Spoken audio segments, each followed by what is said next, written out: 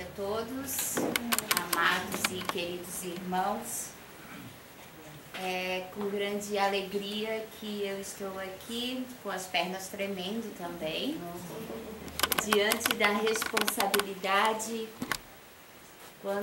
cada vez que eu aceito um convite da Andréia para falar, né, eu fico pensando, meu Deus, o que essa mulher viu em mim, né? Então eu lembro que Jesus, ele olha para nós, enquanto nós nos vemos como pedras brutas, ele nos vê diamantes polidos, né? E talvez seja essa maneira que nós devemos também olhar uns para os outros. Nos olharmos não como pedras brutas, mas como diamantes polidos, né? Como aquilo que realmente é o nosso objetivo aqui, nessa vida terrena, né? O objetivo é esse. O objetivo é a transformação. Então, como eu sou um bebezinho e estou engatinhando no aprendizado da doutrina espírita, não sozinha, mas também junto com todos os irmãos que aqui nos reunimos, e como no último evangelho que tivemos aqui na quarta-feira, né, tem o evangelho uma vez por mês, e eu achei maravilhoso como cada um acendeu uma candeia, né? Então achei assim, é uma cena que não sai mais do meu coração, de ver como cada um acendeu a candeia e colocou para brilhar aqui neste lugar. E assim nós vamos nos iluminando, aprendendo uns com os outros, né? E uma vela acesa acende milhares de velas e não se consome por isso, por acender outras velas, mas se multiplica. Gostaria de trazer o assunto dessa noite. É um assunto que para mim se tornou inquestionável, né? Para mim, claro que para muitas pessoas é questionável, assim como Allan Kardec deixou muito claro que o Espiritismo é uma filosofia. Portanto, ela é questionável, e está aí sim para ser estudada, questionada e responder às nossas perguntas, né? E saciar essa sede de conhecimento do nosso espírito. Porque houve um tempo em que nós nos contentávamos em simplesmente seguir dogmas e rituais, e assim estávamos perto de Deus. Achávamos que estávamos perto de Deus, porque cumpríamos os nossos rituais, né? Achávamos que era até mesmo possível comprar um pedacinho do céu. Nós já pensamos assim, nós já agimos dessa forma. Mas então, um dia eu me deparo com uma casa onde eu chego e sou acolhida com amor, onde ninguém me recrimina, me aponta o dedo, me julga, diz, olha, você tem que mudar isso, você tem que mudar aquilo, você precisa andar assim e você precisa falar assim. Não. Foi o amor que acolhe, o amor que realmente abriga e que te traz para esta família, para esta sintonia de amor. As paredes dessa casa são constituídas de amor. Essas cadeiras aí, elas irradiam amor. Todos aqui estamos por causa da força deste amor, né?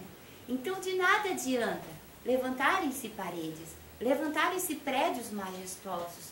De nada adianta se não houver amor. Se não houver realmente um desejo profundo de nos reunirmos aqui, porque temos a consciência da necessidade da nossa transformação, da nossa transformação moral interior. Então, trazendo o dogma da reencarnação, né, o item 171, em que consiste o dogma da reencarnação? Na justiça de Deus e na revelação. Muitas pessoas ignoram o fato de que o Espiritismo tenha dogmas. Sim, ele tem dogma. Esse é o dogma do Espiritismo. É a reencarnação. Porque a reencarnação é a justiça de Deus, a revelação ao homem, né? É a oportunidade que Deus nos dá. Portanto, a morte, ela não é senão os umbrais dos portais da vida eterna. Ela é apenas uma passagem. Tendo a certeza e confiando nas palavras do Cristo que disse que nenhuma das ovelhas do seu rebanho se perderiam. E essa, para mim, é uma das provas irrefutáveis da reencarnação. Também diz assim, em nota sobre a pluralidade das existências, Kardec também coloca uma nota. Ele coloca assim: explica que, sem a pluralidade das existências, tudo se torna inexplicável. A justiça da reencarnação é altamente consoladora, constitui para o homem âncora de salvação que Deus por misericórdia lhe concedeu. Eu fiquei com muitas dúvidas quando comecei a estudar sobre a doutrina da reencarnação, sobre o dogma da reencarnação. Entre uma das coisas que eu fui buscar auxílio, né? E pensei, mas, poxa, eu tenho lido a Bíblia desde pequena e nunca ouvi falar em reencarnação. Na verdade, sempre ouvi falar, mas nunca tinha percebido e olhado com os olhos do Espírito.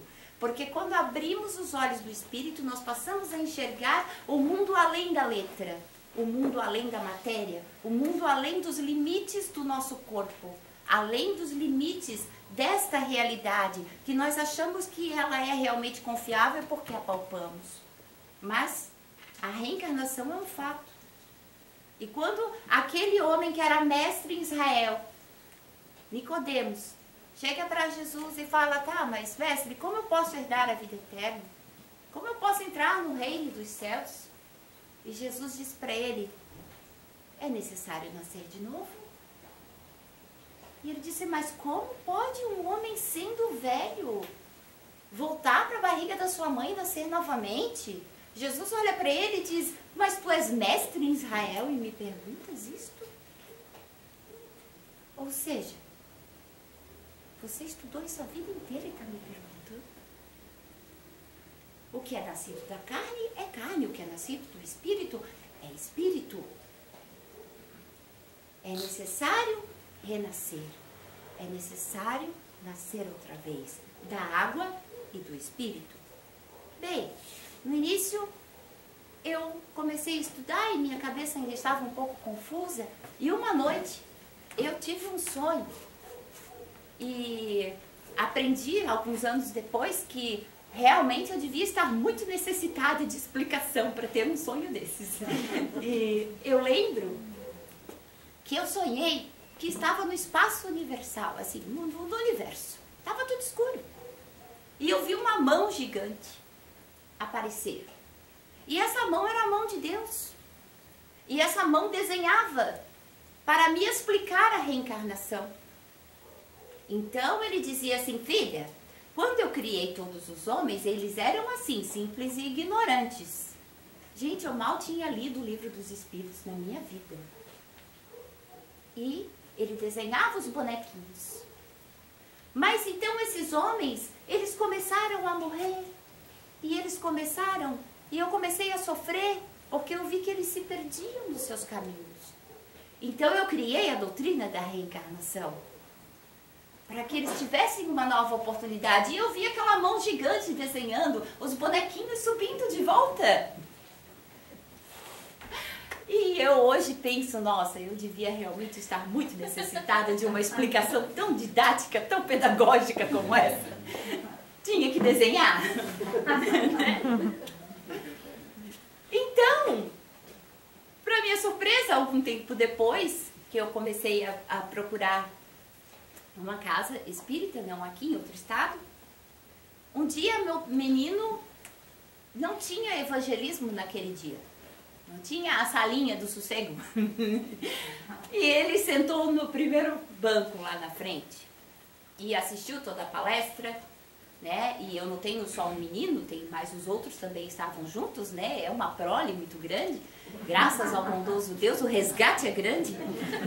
E eu sei que quando terminou a palestra, gente, eu vou dizer uma coisa pra vocês. Eu não sei se eu me senti esbofeteada ou se eu me senti pasma. Ou se eu senti orgulho. Eu acho que eu senti tudo ao mesmo tempo. Porque ele simplesmente chegou pra mim e falou assim: eu entendi o que é reencarnação. Eu disse, você entendeu?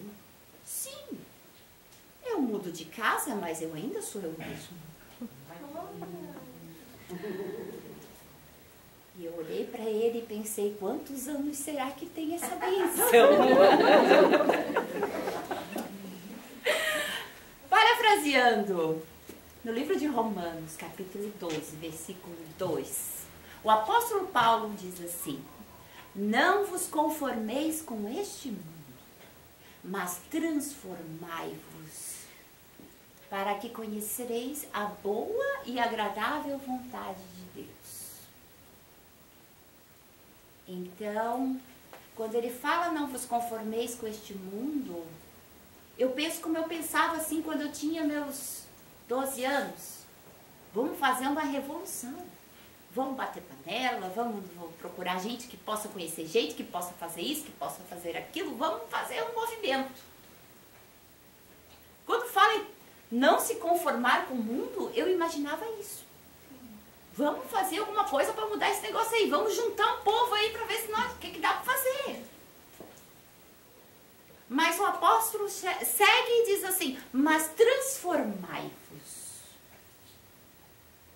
Transformai-vos. Pela renovação da vossa mente. O que me leva novamente ao dogma da reencarnação. Porque se nós pararmos para analisar, por que estamos aqui nesta noite? Eu não sei vocês, mas o meu objetivo principal é aprender porque eu quero me melhorar, eu quero uma transformação.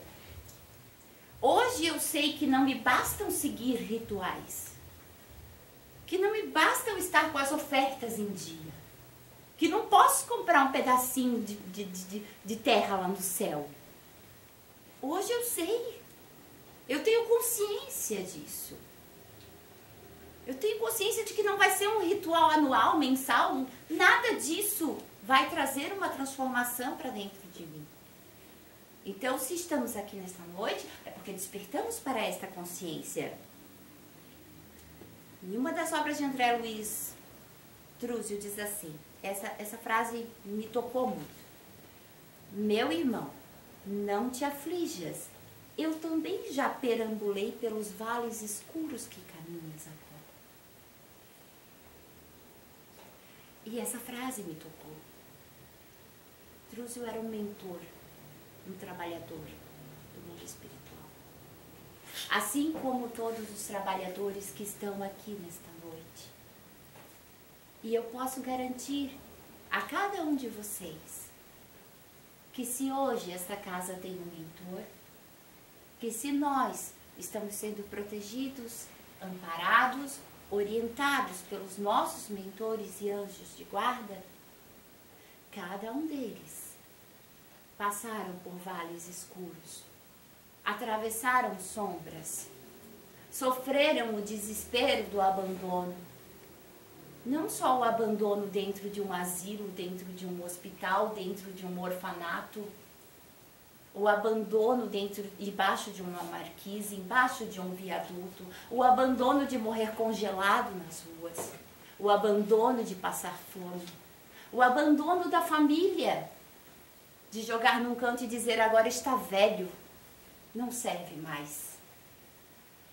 Cada um destes atravessou o vale, o deserto do sofrimento, das batalhas perdidas contra si mesmo, porque são as batalhas mais dolorosas. São os piores fracassos. Aqueles que perdemos contra nós mesmos essas batalhas. Cada um destes sabe o que é reencarnar 10, 20, 30 vezes e recorrer no mesmo erro. E sentir o fracasso. E sentir que muitos outros talvez nem tenham tanto conhecimento assim, mas conseguem vencer. Cada um destes mentores atravessaram esses lamaçais, esses desertos, esses vales escuros, sentiram toda essa dor. ou eles não teriam a capacidade de atravessar os umbrais, de atravessar por lugares onde a consciência está tão cheia de lama, de sofrimento, de dor, e abraçar e acolher e levar luz e levar amor. André Luiz também fala, a virtude não é uma boca que fala, é um poder que se irradia. Então o amor, que é a maior de todas as virtudes, o amor que encobre uma multidão de erros e de pecados, o amor é algo que irradia. E quando esse amor irradia, nós temos condições de abraçar o caído. Nós temos condições, então, de limpar essas chagas e essas feridas. Cada um dos nossos mentores tem essas condições. E um dia teremos também, afinal de contas, somos diamantes. Estamos sendo lapidados.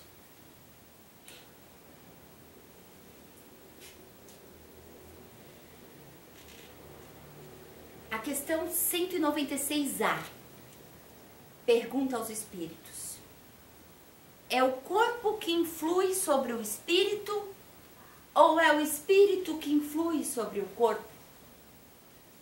Resposta breve: o teu espírito é tudo. O teu corpo é uma simples veste que apodrece. É isso tudo. Não somos um corpo que carrega um espírito. Somos um espírito que carrega um corpo que um dia irá se dissolver porque é matéria. E que, claro, não voltará a viver. Este corpo, depois de deteriorado, não tem mais o que fazer. Vai servir de adubo lá para as minhocas, para as plantas. Mas o espírito continua. A vida continua. Perguntaram para mim, mas não diz que é pecado falar com os mortos? E eu digo a vocês, nas reuniões mediúnicas eu não vi nenhum morto. Não. Eu nunca vi um morto nas reuniões mediúnicas. Todos carregados de sofrimento, de sentimentos, de necessidades, de angústias, de remorso. Todos necessitados de amparo. Tristemente necessitados. Como quantos estão aqui nesta noite?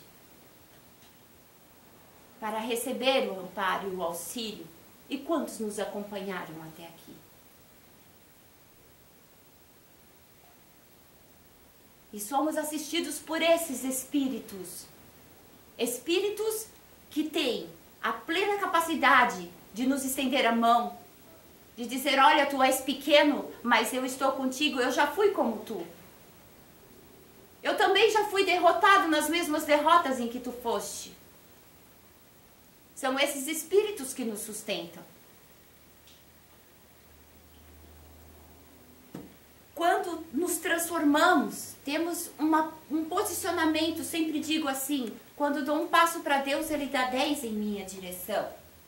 Quando começamos a irradiar, nós começamos a transformação do nosso mundo.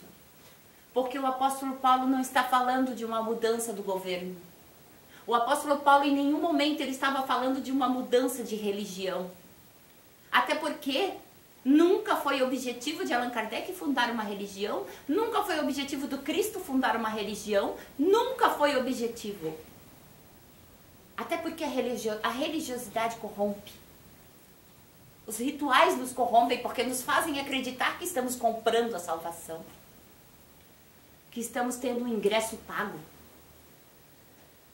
Mas quando irradiamos, a transformação, o amor começa a irradiar, coisas maravilhosas acontecem. Há um jovem no meu bairro. E alguns anos atrás eu conheci esse jovem saudável, bonito, um rapaz muito bonito. Eu olhava e lembrava meu filho. E um dia, muitos anos depois, eu vi esse jovem e o meu coração doeu profundamente. Porque ele tinha caído num estado de obsessão, de alienação, por conta de drogas, não sei. Porque eu também não sei da vida dele, eu apenas vejo. E eu pensei no meu coração, cada vez que eu passar na frente desta casa, eu vou orar um Pai Nosso por ele. E cada vez que eu ver ele passar na rua, eu vou orar um Pai Nosso por ele. E assim foram alguns meses. Cada vez que eu passava por esse jovem, o meu coração se contorcia de dor. E eu orava um Pai Nosso por ele. E dizia, não é possível que esse Pai Nosso não tenha solução. E a última vez então que eu vi ele no estado mais absoluto da loucura, eu chorei. E orei um Pai Nosso por ele. E nunca mais o vi então. Sumiu, desapareceu. E isso não me trouxe paz. Porque me preocupei. Falei, meu Deus, a que ponto que chegou que desapareceu? Olha como a gente não confia na nossa oração.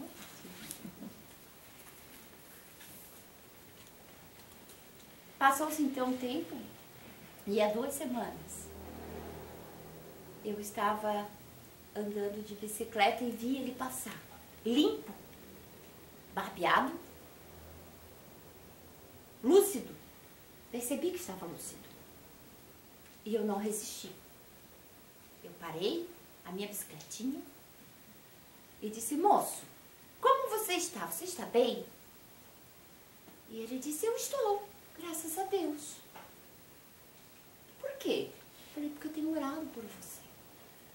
E eu quero que tu saiba que tu és muito especial, viu? Tu és muito importante para Deus, para tua família. Não te deixes vencer. Levanta a tua cabeça, tu és importante. E ele disse, moça, de qual congregação, qual religião que você é? E eu disse para ele, querido, a minha religião é o amor. E eu só quero que tu saibas que eu vou continuar orando por ti. Porque não estamos aqui para fazer adeptos. O próprio Allan Kardec diz isso no princípio da doutrina, que ele não estava interessado em fazer adeptos. André Luiz fala que o que nós precisamos é desenvolver uma mentalidade cristã. É a mentalidade cristã que nos transforma. É o poder da irradiação de um simples Pai Nosso, que muitas vezes nós não damos valor. Aí esquecemos que o Pai Nosso é o Wi-Fi do universo. É a senha do Wi-Fi do universo. Está aqui, né? A egrégora do planeta. Jesus Cristo deixou. Lá em casa, quando as crianças vão orar antes de dormir, nós dizemos, vamos ligar o Wi-Fi? Eles já sabem. Vamos orar o Pai Nosso. Nós esquecemos o poder do Pai Nosso. O poder da irradiação com o amor. E isso vai então nos transformando a cada dia. Para que nos transformamos? Para conhecer a boa e agradável vontade de Deus. Se hoje estou aqui a convite de alguém que acreditou que eu poderia falar, mas estou aqui porque por mais que eu tente fugir do propósito da minha reencarnação, eu terei que cumpri-lo. E eu não quero um dia passar pelos portais e dizer assim, nossa, quanta coisa eu ainda poderia ter feito. E eu tenho certeza que vou fazer isso. E tenho certeza que muitos de nós aqui iremos fazer isso. Iremos olhar para trás no momento da nossa passagem e dizer assim, olha, eu perdi tanto tempo. Quanta coisa eu podia ter feito. Mas nós estamos aqui porque estamos tentando, prosseguimos tentando. Esse é o objetivo. Bem, ainda sobre a oração, né? O poder de uma oração. Uma mãe que orou desesperadamente por um filho adolescente. era um menino problemático. Desobedecia os pais, desobedecia os professores, trapaceava nos jogos, só queria saber de festa, de noitada, de orgia, de tudo que pudesse vir pela frente, ele queria saber. Eu acredito que ele devia acordar assim todo dia com alguém diferente do lado sem saber bem o que aconteceu.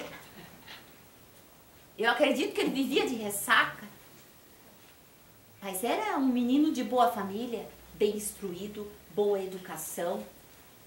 E uma mãe que incessantemente estava ali a lhe disciplinar, a lhe corrigir, a lutar por ele. E ele sempre ali, fugindo do propósito da encarnação. Porque é assim, meus irmãos, nós fazemos um projeto bem bonitinho lá em cima. Então, agora que eu já sei, nós fazemos seminários lá, né? Porque a vida é estudo, gente. Não pensa que vocês vão lá pra cima pra ficar, que a gente vai pra lá pra ficar tocando harpa e vendo anjinho voar, porque isso aí não existe, tá? Desculpa se eu acabei com o sonho de alguém aqui, mas isso não existe, tá? Só pra avisar. A questão é que a gente faz o seminário e fica, poxa, agora eu tô legal. Pode escolher minha mãe e meu pai, tô voltando, tô chegando. Se prepare porque dessa vez eu vou arrasar. Dessa vez eu vou consertar tudo essa papagaiada que eu fiz aí, ó. Aí a gente vem. E quando a gente vem, a gente começa a se distrair. Antes eu colocava a culpa no véu do esquecimento, sabe? Mas é desculpa. É desculpa. A gente começa a se distrair. A gente se distrai com as belezas do mundo, com as facilidades. A gente se distrai com as delícias, com os banquetes. Com tanta coisa para se aproveitar e se viver, o que eu quero saber de evangelho? O que eu quero saber de ir lá terça-feira fazer sopa no centro espírita? O que eu quero saber de juntar coberta para dar pra gente passando frio? A vida tá aí. E a gente começa. O egoísmo começa a tomar conta. E eu não quero mais saber de ninguém, eu vou saber de cuidar da minha vida. É isso que acontece. E nós vamos nos distraindo. E quando nos damos conta, levamos aquele puxão, né? Que na verdade, a gente mesmo que plantou, né, gente? Não é culpa de ninguém, né? Foi a gente mesmo. Não adianta querer culpar ninguém, não. Tudo que acontece no mundo há muita injustiça, mas não há ninguém injustiçado. Não, não há. Aí você leva rasteiro. Aí vem alguém com uma frase pra mim assim: ah, porque eu não vou pela dor, vou pelo amor. Não, não fui pelo amor, vou pela dor. Eu falei, eu discordo. Eu discordo. Ninguém me obriga a nada. Fui eu que plantei, cresceu, colhi, tá aí. Ninguém me obrigou a vir pela dor. Foram as consequências das minhas escolhas, dos meus atos. E o Espiritismo me ensina que não existe um bode expiatório. Não existe um obsessor aqui, coitadinho, para culpar. Não existe, gente. Tudo é responsabilidade minha. É a minha transformação. O apóstolo Paulo está falando da minha transformação, do meu entendimento, da minha mente. E assim eu poderei conhecer a boa e agradável vontade de Deus. Porque a boa e agradável vontade de Deus, tem certeza que Deus não mandou a gente aqui pro planeta de provas e expiações pra gente ficar aqui sofrendo, patinando, não, gente. Essa não é a boa e agradável vontade de Deus, essa é a nossa escolha. Infelizmente, né? Eu não gosto de falar em pé por causa disso, porque daí eu começo a me empolgar e eu perco aqui o ritmo, tá? Por isso que eu gosto de falar sentadinha, porque daí eu não perco o foco. Mas enfim, esse jovem, ele continuou tentando, esse adolescente. Ele deu muito trabalho, gente. Ele deu muito trabalho. Até o dia que ele foi subjugado pela sua própria autocondenação. E eu vou dizer para vocês, é terrível a dor da autocondenação. É terrível. É muito mais doloroso do que a pessoa que tu ama te julgar e apontar o dedo. É 10.000 vezes mais doloroso o teu julgamento final da autocondenação, quando você finalmente é subjugado. Então você tem duas escolhas. Ou você age com remorso, vai lá e se enforca, como fez Judas, ou você se arrepende. Aí você se arrepende, como Pedro fez, porque negou também igualzinho. Não existe diferença. A ofensa também foi feita. Para e pensou, opa, peraí. Mas ele confiou em mim. E não estamos aqui para julgar nem Pedro nem Judas, porque ambos são apóstolos amados do Cristo. Estamos falando aqui apenas de diferenças de atitudes quando nós estamos sendo subjugados pela nossa própria autocondenação. E daí nós temos escolhas de atitudes. E esse jovem, esse menino, ele acreditou, tá? Esse menino que deu trabalho. Mas ele acreditou. A maior angústia, a maior tristeza que ele sentia era quando ele via outros seus semelhantes que tinham muito menos instrução que ele, que tinham muito menos poder aquisitivo, educação, tudo. Tinham muito menos que ele, mas eram muito mais fortes, muito mais resistentes às tentações que ele não conseguia. Ele tinha tanto conhecimento, ele tinha uma educação maravilhosa e ele não conseguia vencer as paixões que os menos instruídos conseguiam. Ele se sentia pior ainda. Ele dizia, mas como é que pode? Fui tão bem educado, fui tão bem disciplinado e eu não consigo. Então, na questão 919A, se eu não estou enganada, do Livro dos Espíritos, este jovem diz assim, sabe como eu consegui conhecer a mim mesmo, analisar a mim mesmo, quando antes de dormir eu repassava todas as minhas ações. E eu comecei a avaliar se eu tinha ofendido alguém, se eu tinha maltratado alguém, estado em falta com alguém. Este foi o primeiro processo para que este jovem pudesse ter uma vida transformada. E ele teve uma vida transformada, começando esses primeiros passos. Este jovem tornou-se referência em ajuda, em socorro aos necessitados e aflitos. Por conta da vida que ele teve e de quem ele se tornou então uma referência. Ele teve então a oportunidade de cumprir com o propósito da sua reencarnação, porque ele acreditou. O nome dele é Agostinho e por acaso ele virou santo. Então, que nós possamos aproveitar esta oportunidade, porque estamos na primeira hora da madrugada deste processo todo de transição planetária. Estamos aqui passando deste processo de provas e expiações para um mundo de regeneração.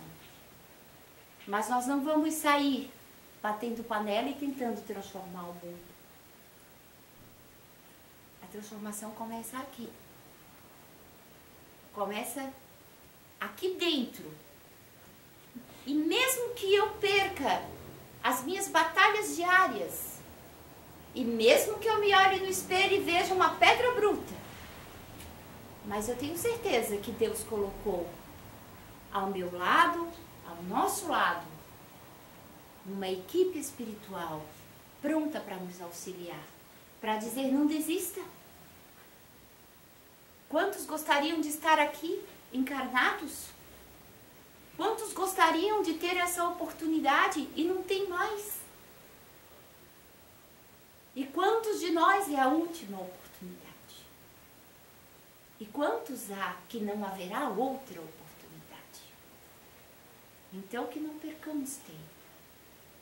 Que o amor possa continuar irradiando a nossa mente, o nosso coração, na busca pela transformação do nosso entendimento, para que nós possamos desfrutar desta boa e agradável vontade de Deus. Eu agradeço a Deus por vocês terem tido a paciência de me ouvir, e eu estou encerrando aqui nesta noite. Muito obrigada, gratidão, que Deus abençoe a todos.